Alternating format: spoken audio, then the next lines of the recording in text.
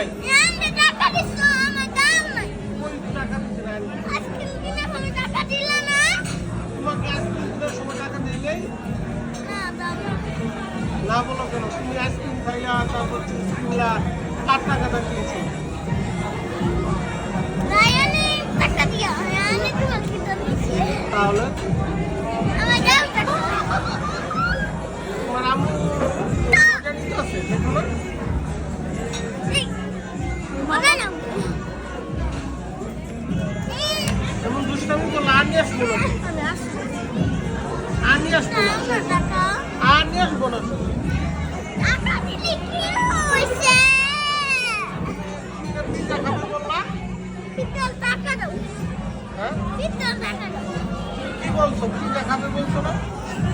হ্যাঁ তাহলে pizza order করছি পিজা হয়ে নাও তারপরে